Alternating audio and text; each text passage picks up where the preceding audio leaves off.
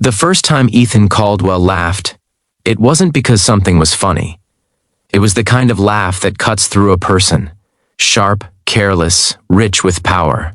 It echoed across the polished marble lobby of Caldwell Tower like a verdict. People froze. Security stiffened.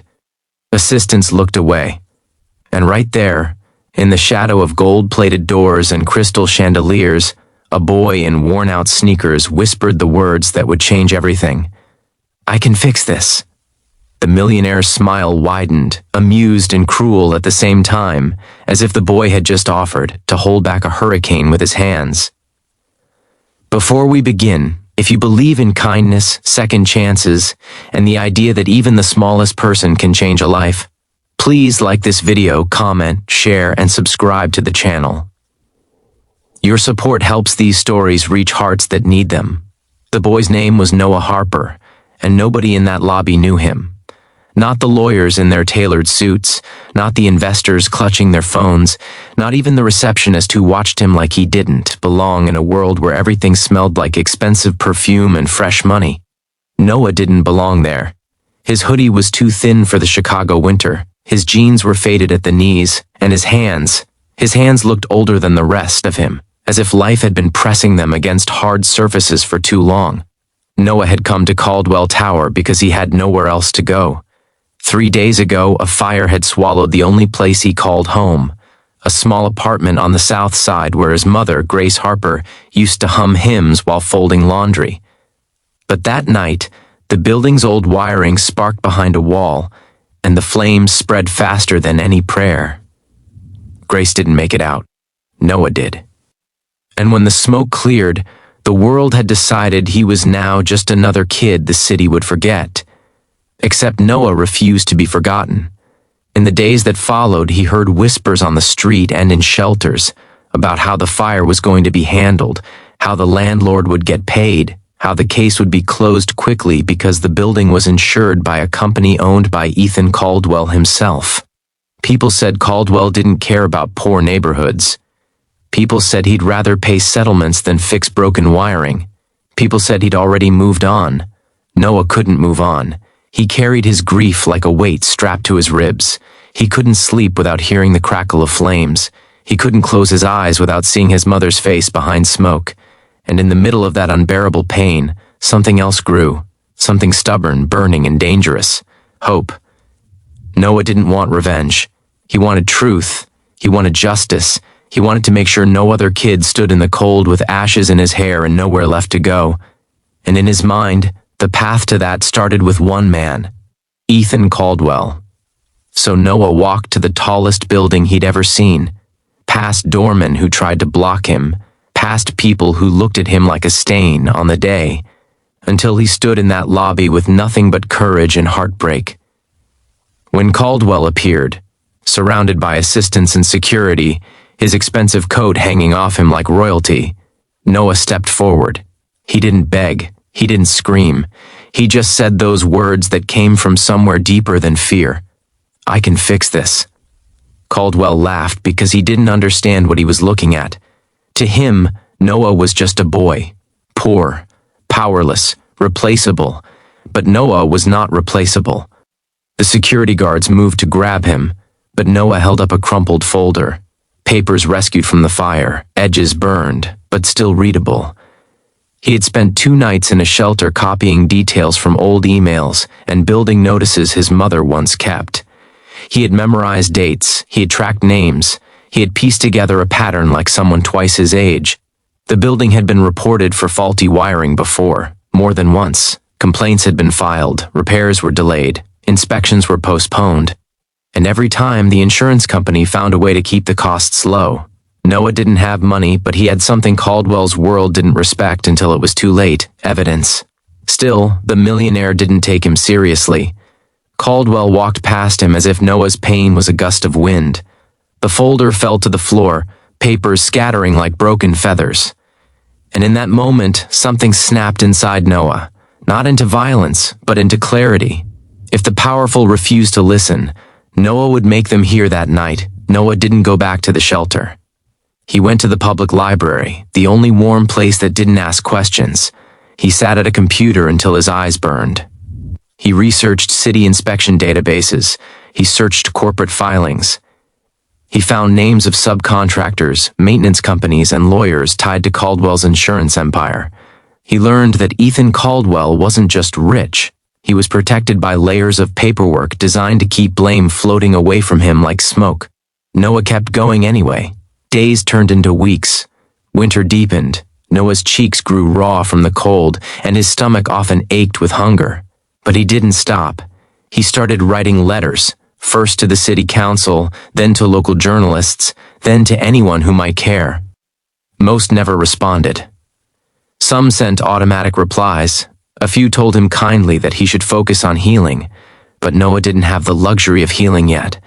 One evening, a woman named Martha Collins found him asleep at a library table, his arms wrapped around that burned folder like it was a life raft. Martha was a church volunteer who ran a small community pantry. She didn't look at Noah like he was a problem. She looked at him like he was a child who had been carrying a storm alone. She brought him soup, then a blanket. Then she offered him a corner room in the church basement with a clean mattress and a lock on the door. Noah accepted, not because he wanted charity, but because he needed strength to keep fighting. Martha became the first person in weeks to say something Noah didn't know he needed to hear, that his mother's life mattered, and so did his.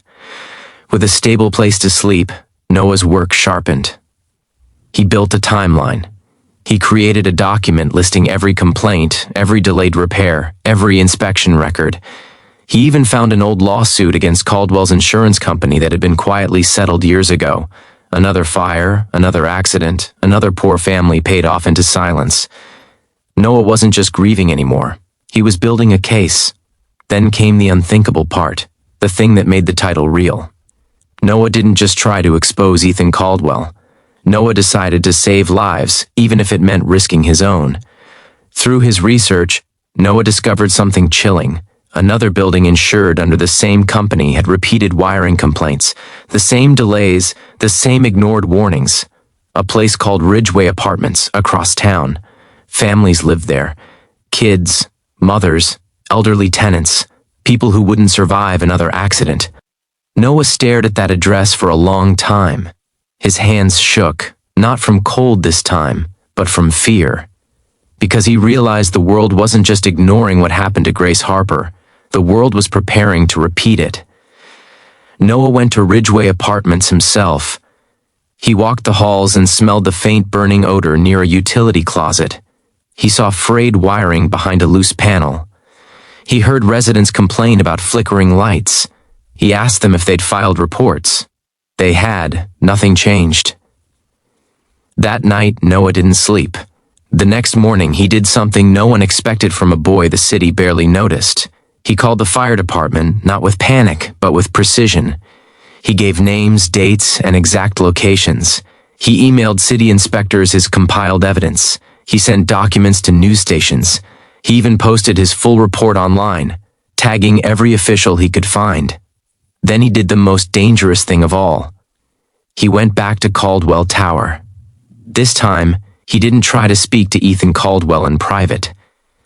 Noah walked into the lobby during peak hours, when cameras were rolling for a business interview Caldwell was giving near the entrance. Noah stepped into view with his folder held high, his voice steady, his eyes haunted but fearless. He wasn't asking anymore. He was exposing. Security rushed him, but it was too late. People were already filming. The words ignored complaints and delayed repairs, and another building at risk spilled into the air like sparks. Caldwell's smile vanished. For the first time, the billionaire didn't look amused. He looked threatened. Because Noah didn't just bring grief to his doorstep. Noah brought consequences. Within hours, the story spread across Chicago. Reporters demanded answers. Officials launched emergency inspections at Ridgeway Apartments. Tenants were evacuated temporarily. Electrical contractors confirmed the wiring was dangerously faulty. And just like that, a disaster that could have killed dozens was stopped because one boy refused to be silent. Ethan Caldwell tried to control the damage. He issued statements. He promised investigations. He blamed contractors. But the internet didn't care about polished excuses. They cared about one image, a skinny boy with ash-stained papers standing in a marble lobby, refusing to back down. Days later, Caldwell requested to meet Noah, this time without cameras. Noah didn't go for money. He didn't go for fame. He went because he wanted one thing, change. In that meeting, Noah didn't shout. He didn't threaten.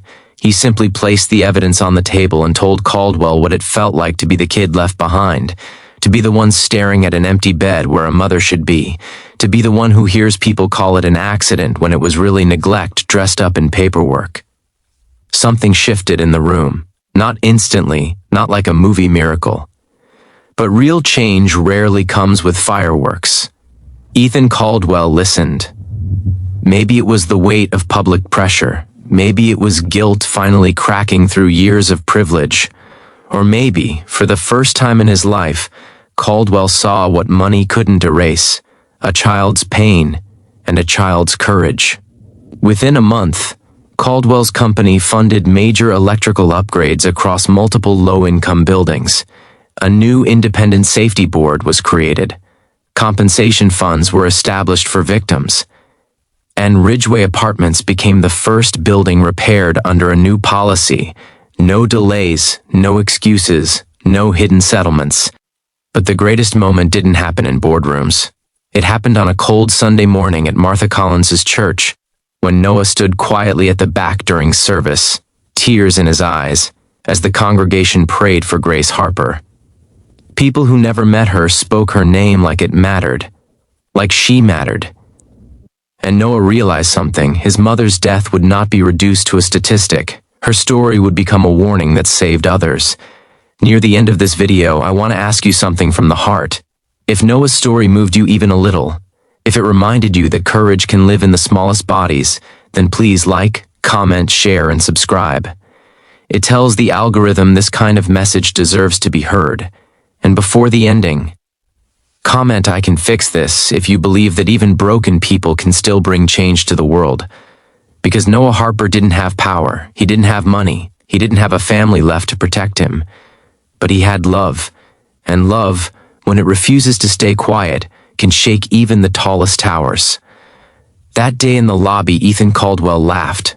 But the boy did the unthinkable. He didn't just fight for himself. He saved strangers he would never meet, and he turned his grief into a shield for others. And sometimes, that is what a miracle looks like in America. One brave child standing up in a world that told him to sit down.